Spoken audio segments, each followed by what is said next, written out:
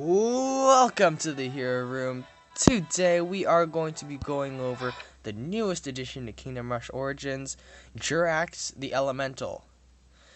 So today Ironhide Studios released two new heroes, one of which was free, one of which was paid. We are going to be going over the paid one, Durax. So this is the free one, which I said with Kingdom Rush Frontiers. It's really nice that they released a fourth free hero because that's just showing that they're paying attention to the community. So, Durax, he has 460 health. See, 460 health is not very great. I mean, 320 on Vesnon, but Vesnon is a mage, he's ranged. And Brave Bark has 600, so 460 is somewhere around the middle. But being a melee, that's not extremely great, and he has no armor. Dunaz has high armor and 400 health, so that it's okay for him to have only 400 health. But he has no armor and only 460, so that's not very great. And 17 to 25 attack, that's not good at all. I mean, 41 to 61 on Phoenix, and 24 to 72 on Vesnon. I mean, like, 17 to 25 isn't very good. And some people say, oh, Regson has 12 to 18 attack. Yeah, well, Regson has a fast attack rate, and Durax only has an average attack rate. So what gives? Well, his first ability is what makes him. Crystallites. Well, what the description is not, like, accurate, because this is just an upgrade, but let me see. Crystallite summons a controllable copy of himself for 25 seconds, and then when leveled up, you're able to summon 2 copies of him for 75 seconds. That is a long time, and 2 of them. So basically, you have 3 Duraxes, and they all have the same stats. So yeah, it's basically you have 460 health times 3, 17 to 25 attack times 3, and that average attack rate times 3. So that actually makes Durax quite good because he has 3 of him and they're each able to individually block. So this means he's not a great duelist because, you know, he's going to be split up amongst enemies. But he is able to do a lot of damage and he provides a lot of utility with 3 of him. So Arm Blade. Durax slices his opponent with his sharpened crystal arm, dealing 180 true damage. True damage means it ignores all resistances, magic resistance, armor, stuff like that. 180 damage. 180 damage is not great, it's not phenomenal, but 180 damage is, you know, acceptable. And since there's 3 of them, that's 180 times 3. And that's true damage. Lethal Prism shifts into a prism that fires 4 lightning bolts that deal 60 to 110 true damage each.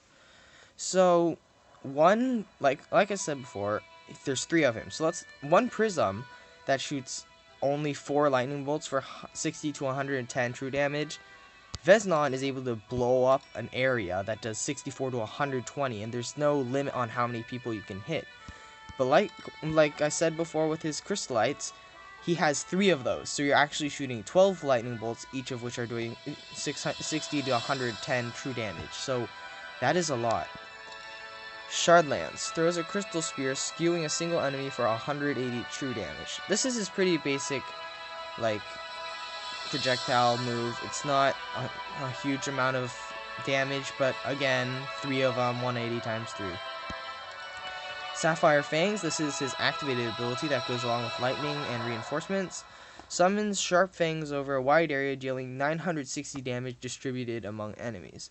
So I think this is honestly a really nice one because when the shards come up, they stun people who are standing on top of them. And let's look at Brave Barks. 15 spiked vines, each dealing 60 area damage. And this is 960 damage distributed among enemies. This is only 210 area damage. Do you realize how much 960 damage is? And the thing with it is, if you drop it and it can only find one enemy, it focuses all on that enemy. It doesn't get spread out. So I really like the Sapphire Fangs. This does a lot of damage. And let's keep in mind something with his 3 basic abilities. They're all true damage. true damage means, yeah, like they go through magic resist and armor. So he is actually quite good at taking down some pretty heavy guys. Alright, we are going to go to Griffin Point. But yeah, I really like this guy as he goes later into the game. Into like the later levels where you have those guys with like really high resistance. This guy will kill. I mean, like, he gets killed pretty easily. Like, he will die if you don't keep an eye on him. But if you're able to keep him alive and he keeps making copies of himself, then you'll be perfectly fine. Alright, so here he is. And the great thing about him is he has really fast travel. It's not a teleport by any means, but it is pretty good.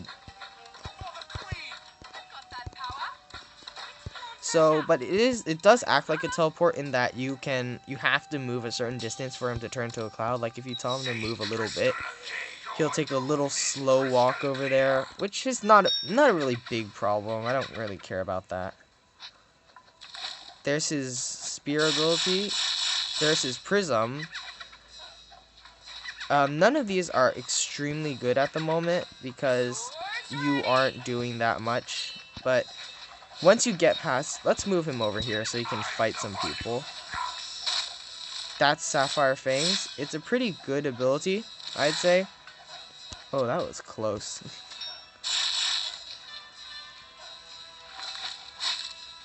Alright, there's his second copy. You see how you can control it?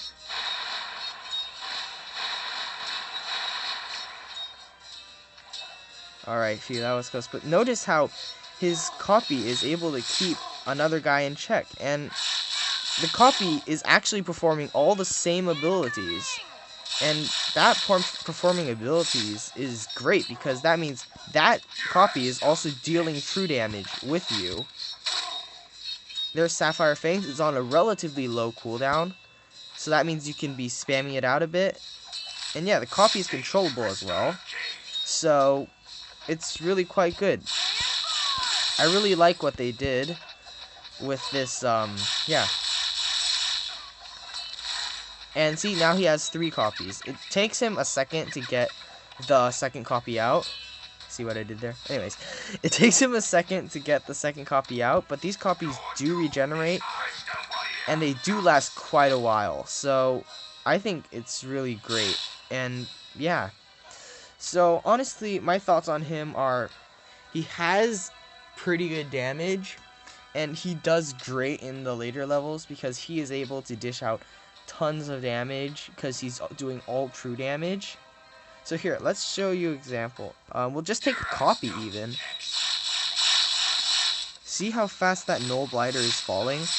Normally, a Null Blighter would take significantly less damage from somebody, but the thing is, because he has high magic resistance, but he's going right through that resistance because he's him. So, I think that this guy, into later times, if you're having trouble with really high armor guys, he's gonna be a great choice. Cause these high armor guys, they do a lot of damage to one guy, and with a normal champion, they'll just kill him. He'll be dead. But there's 3 of him, so they have to kill 3 of him, and meanwhile, all the time, he's doing a whole bunch of damage, true damage, right through their armor. So my thoughts on him, I think he's relatively good. I like him. I really like his activated ability. I would rate him kind of under Regson and the Phoenix, but just barely below. I think he's a really nice concept. I think they did a really good job. So yeah, those are my thoughts. Thanks for watching. Be sure to like and subscribe, and I'll see you guys next time.